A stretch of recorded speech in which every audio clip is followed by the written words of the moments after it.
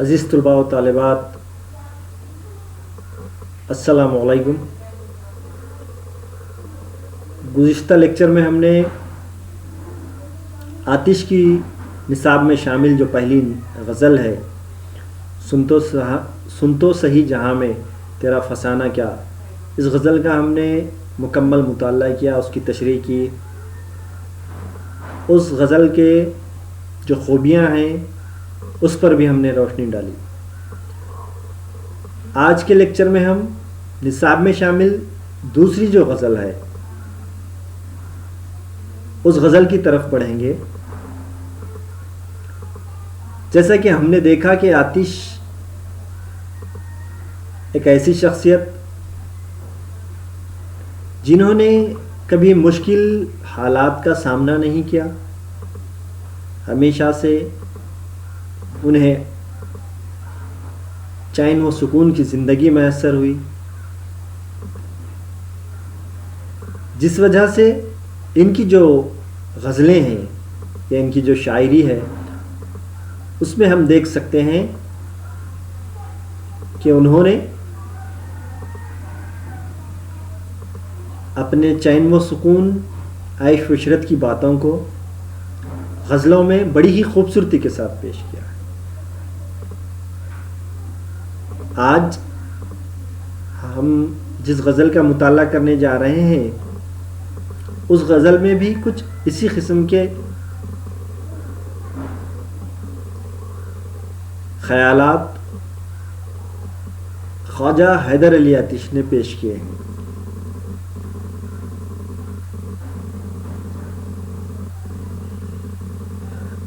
کبھی کبھی شعرا اپنے حالات یا ان کے ساتھ جو کیفیات اور احساسات ہوتے ہیں اس کی عکاسی اتنے خوبصورت ڈھنگ سے کرتے ہیں کہ قارئین کو وہ غزلیں یا وہ نظمیں یا وہ شاعری بہت زیادہ متاثر کرتی ہے۔ خواجہ حیدر علی آتش نے یہ جو غزل لکھی ہے، اس غزل میں انہوں نے دنیا کی ایک سچائی کا ذکر کیا ہے، دنیا کی کچھ کیفیات کو ہمارے سامنے انہوں نے اس غزل میں پیش کرنے کی کوشش کی ہے۔ تو چلیے طلباء و طالبات، ہم غزل کی طرف آتے ہیں۔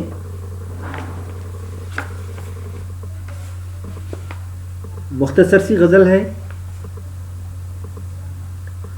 دہن پر ہیں ان کے گما کیسے کیسے، دہن پر ہیں ان کے گما کیسے کیسے، کلام آتے ہیں درمیاں کیسے کیسے، زمین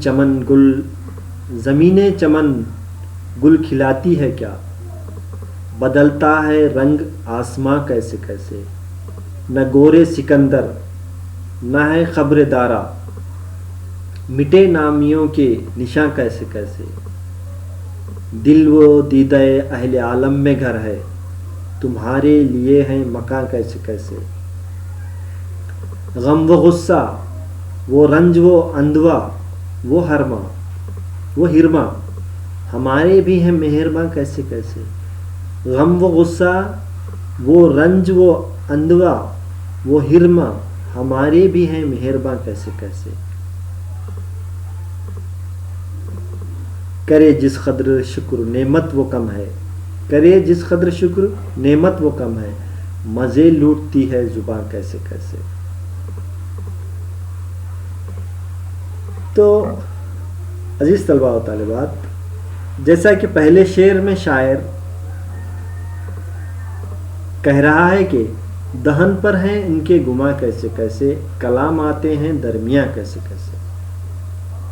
پہلے مشکل الفاظ کی طرف آتے ہیں، پھر دیکھیں گے کہ شاعر کا خیال یا شاعر کا نظریہ اس غزل میں کون سا ہے۔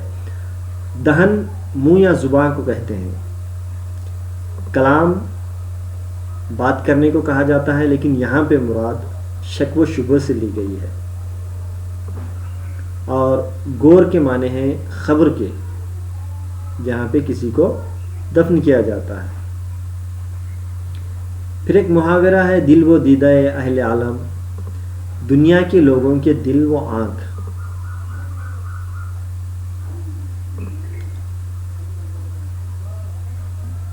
اندوا، غم، رنج، مایوسی.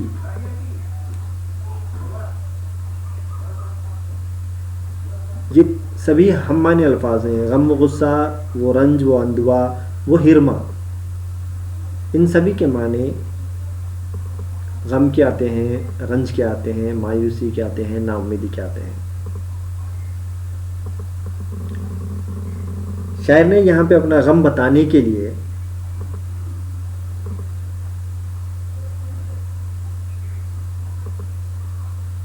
ہمانی الفاظ کا استعمال کیا ہے، اور ایک ہی بات کو بڑھا چڑھا کر پیش کرنے کے لیے یا زیادہ غم کا اظہار کرنے کے لیے ہمانی الفاظ، غم ہے، غصہ ہے، رنج ہے، اندوا ہے یا ہرما ہے، ان سبھی الفاظ کا استعمال کیا ہے.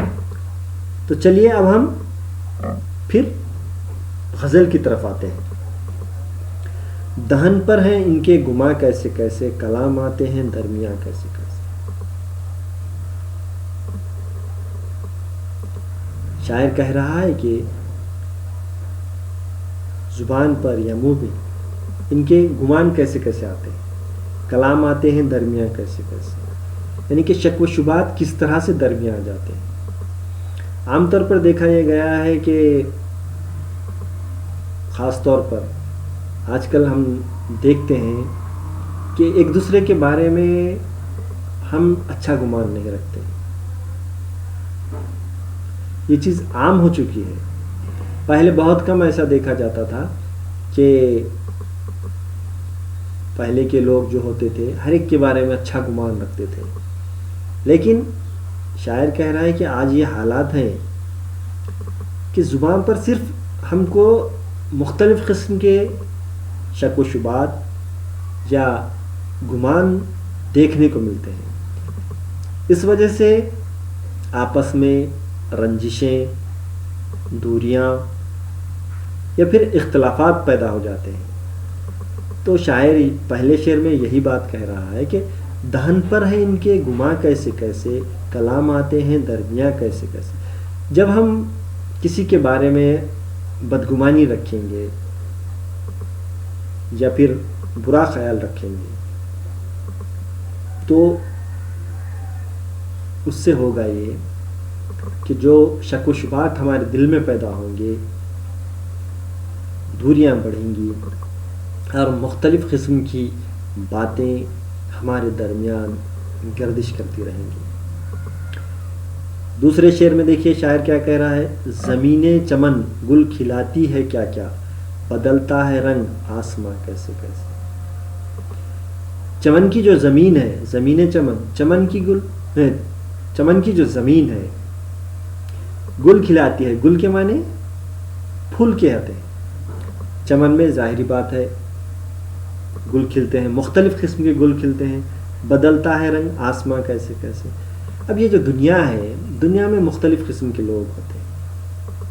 یہاں پہ ہم دیکھیں گے کہ مختلف قسم کے نظریات رکھنے والے، خیالات رکھنے والے، ہر ایک کی اپنی اپنی ایک الگ سوچ رکھنے والے، ایک الگ فکر رکھنے والے لوگ دیکھنے کو ملتے ہیں. شاعر کہہ رہا ہے کہ زمین چمن گل کھلاتی ہے کیا کیا. زمین چمن، چمن کی جو زمین ہے وہ گل کون کون سے کھلاتی ہے. پھر شاعر کہہ رہا ہے کہ بدلتا ہے رنگ آسمان کیسے کیسے. آگے کہہ رہا ہے کہ آسمان بھی کیسے کیسے رنگ بدلتا ہے. ہم دیکھتے ہیں دراصل آتش یہاں پہ تبدیلی ایک جو نظریہ ہے اس کو پیش کر رہے ہیں. مختلف قسم کے حالات کے حساب سے لوگوں کے نظریات، لوگوں کے خیالات تبدیل ہوتے رہتے ہیں. اس پر وہ یہاں پہ اپنے خیالات قلمبند کرتے دکھائی دے رہے ہیں. زمین چمن گل کھلاتی ہے کیا کیا، بدلتا ہے رنگ آسماں کیسے کیسے. تو چمن کی زمین ہے وہ مختلف قسم کے گل کھلاتی ہے اور آسمان بھی کیا کرتا ہے، رنگ بدلتا رہتا ہے. نہ گورے سکندر نہ ہے قبر دارا، مٹے نامیوں کے نشاں کیسے کیسے. تو شاعر کیا کہنا ہے کہ یہ جو دنیا ہے اس دنیا میں مختلف قسم کے لوگ آئے، کوئی غریب آیا، کوئی امیر آیا، لیکن یہاں کوئی ہمیشہ کے لیے نہیں آیا، دائمی طور پر رہنے کے لیے نہیں آیا، اور کچھ وقت کے لیے رہے اور چلے گئے۔ اس شعر میں شاعر نہ گورے سکندر نہ ہے خبر دارا، گور کے معنی ہیں خبر کے ہیں، اور خبر دارا تو سکندر کی خبر، سکندر بھی جو ہے خبر میں ہے، دارا بھی جو ہے خبر میں ہے، ہر ایک کو موت آنی ہے اور پھر اس دنیا کو چھوڑ کر چلا جانا ہے۔ اب سکندر، جس کو سکندر اعظم کہا گیا، ساری دنیا میں جس کی حکومت رہی، تقریباً دنیا کو اس نے فتح کر لیا تھا، اس کا یہاں پہ ذکر کرتے ہوئے شاعر کہہ رہا ہے کہ نہ گورے سکندر نہ ہے خبر دارا، مٹے نامیوں کے نشاں کیسے کیسے۔ اب ٹھیک ہے ان کی خبر ہوگی کہیں دنیا کے کسی کونے میں، کہیں حصے میں، لیکن اس سے مثال دیتے ہوئے، اس سے تشبیہ دیتے ہوئے شاعر کہہ رہا ہے کہ جو نامور لوگ بھی ہیں ان کے بھی نشان اگر ہم ڈھونڈنے چلے جائیں گے تو وہ دیکھ رہے ہیں کہ دھیرے دھیرے وہ مٹتے چلے جا رہے ہیں۔ مٹے نامیوں کے نشاں کیسے کیسے، نامیہ نام لیوا لوگ جو مشہور ہوتے ہیں، جو شہرت یافتہ ہوتے ہیں، جو دنیا میں مقبول ہوتے ہیں، ایسے لوگوں کے بھی نشان ہم دیکھ رہے ہیں کہ آج مٹ رہے ہیں۔ دل وہ دیدہ اہل عالم میں گھر ہے، تمہارے لیے ہے مکان کیسے کیسے۔ شاعر کہہ رہا ہے کہ دل وہ دیدہ اہل عالم میں گھر ہے، دنیا کے جو رہنے والے لوگ ہیں ان کے دلوں میں اور آنکھوں میں تمہارا گھر ہے۔ اب یہ شاعر اپنے محبوب سے مخاطب ہو کر کہہ رہا ہے کہ تمہارے لیے جو دنیا والے ہیں ان کے دل میں اور ان کی آنکھوں میں تمہارا ایک گھر ہے، تمہارے لیے ہے مکان کیسے کیسے، اس لیے تمہارے لیے سب مکان ہیں۔ جبکہ ہم نے دیکھا ہے کہ بڑے بڑے لوگ جو نامور لوگ گزرے ہیں ان کے بھی نشان مٹ چکے ہیں، لیکن اس کے باوجود بھی تمہارا نام آج بھی باقی ہے۔ غم و غصہ و رنج و اندوا وہ ہرما، ہمارے بھی ہیں مہرباں کیسے کیسے۔ اب تمہارا نام بڑے بڑے لوگوں کے مٹ گئے ہیں نام، مثال کے طور پر اس نے سکندر کا بھی کہا ہے، دارا کا بھی کہا ہے، لیکن شاعر کہہ رہا ہے کہ تم کو دنیا کے جو لوگ ہیں دل میں رکھتے ہیں، آنکھوں میں رکھتے ہیں، تمہارے لیے دنیا میں بہت زیادہ مکان ہے۔ اس کے برخلاف ہمارا کیا حال ہے؟ غم و غصہ و رنج و اندوا وہ ہرما، ہماری بھی ہے مہرباں کیسے کیسے۔ تمہیں لوگ دل میں رکھتے ہیں، آنکھوں میں رکھتے ہیں، لیکن ہمارے مہرباں کیسے ہیں، ہم کو چاہنے والے کیسے ہیں؟ ان سے ہمیں صرف غم ملتا ہے، غصہ ملتا ہے، رنج ملتا ہے، اندوا ملتا ہے، ہرما ملتا ہے، یعنی کہ ہمارے حصے میں صرف اور صرف مصیبتیں، پریشانیاں اور مایوسی، نا امیدی، یہی چیزیں ہم کو ملتی ہیں، اور ہمارے مہرباں ہمیں صرف یہی دیتے ہیں، کوئی ہمیں محبت اور پیار نہیں دیتا ہے۔ کرے جس قدر شکر نعمت وہ کم ہے، مزے لوٹتی ہے زبان کیسے کیسے۔ شاعر آخری شعر میں کہہ رہا ہے کہ جس قدر ہم خدا کا شکر ادا کریں اتنا کم ہے، کیونکہ خدا نے ہمیں جو زبان دی ہے اس زبان سے ہم کیسے کیسے مزے لوٹتے ہیں، مزے لوٹتی ہے زبان کیسے کیسے۔ تو یہ جو زبان ہے، اس زبان کو ہم دنیا کی تمام نعمتوں سے لطف اندوز ہونے کا موقع مل رہا ہے، وہ زبان مختلف قسم کے مزے لوٹ رہی ہے، اس کو نئے نئے ذائقے مل رہے ہیں۔ تو اس طرح سے شاعر نے آخر میں خدا کا شکر ادا کرتے ہوئے کہا ہے کہ ہم کو بے انتہا خدا کا شکر گزار ہونا چاہیے، کیونکہ خدا نے ہم کو زبان دی ہے جس سے ہم دنیا کے تمام نعمتوں کے مزے لے سکتے ہیں یا اس کا ذائقہ لوٹ سکتے ہیں۔ اس طرح سے شاعر نے اپنی غزل کا اختتام کیا ہے۔ تو اس پوری غزل میں خواجہ حیدر علی آتش نے اس بات کو پیش کرنے کی کوشش کی ہے کہ مختلف قسم کے گمان رکھنے والے لوگ دنیا میں موجود ہیں، جس کی وجہ سے دوریاں، اختلافات، انتشار پیدا ہوتا ہے اور مختلف قسم کی باتیں ہمارے سامنے آتی ہیں۔ پھر شاعر کہتا ہے کہ دنیا ایک ایسی زمین ہے جس میں ایک چمن کی طرح ہے، چمن کی زمین کی طرح، جس میں مختلف قسم کے گل ہوتے ہیں، اور ہر گل اپنے اپنے وقت کے ساتھ رنگ بدلتا ہے، جس طرح سے آسمان مختلف رنگ بدلتا ہے، ویسے ہی لوگ بھی دنیا میں آتے ہیں اور اپنا اپنا ایک رنگ دکھا کر چلے جاتے ہیں، جس میں کوئی شہرت پاتا ہے، کوئی غیر مقبول ہی چلا جاتا ہے۔ پھر شاعر کہہ رہا ہے اگلے شعر میں کہ جو بڑے بڑے لوگ بھی گزرے ہیں، مثال کے طور پر اگر سکندر کو بھی لے لیں تو اس کی بھی خبر ہم کو دیکھنے کو نہیں ملتی ہے، اس کے بھی نشان مٹتے دکھائی دے رہے ہیں، چاہے دارا کی خبر ہو یا سکندر کی خبر ہو، یہ ان کے جو خبریں ہیں ان کے بھی نام و نشان مٹ رہے ہیں۔